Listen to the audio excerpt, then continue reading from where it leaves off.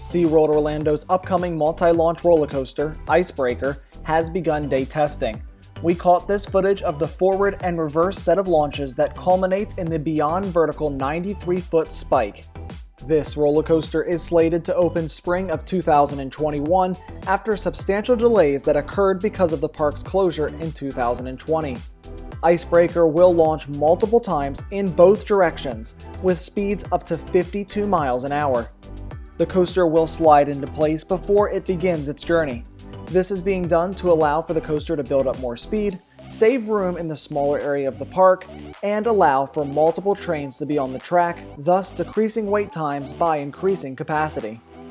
Mango Joe's, the nearby eatery, was recently repainted to fit in with the blue and orange color scheme of its new roller coaster neighbor.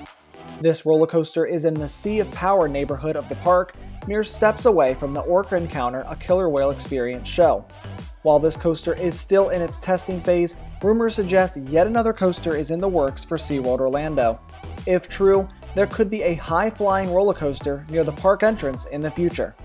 For now, we're getting really excited for the opening of Icebreaker at SeaWorld Orlando. To learn more, head to attractionsmagazine.com.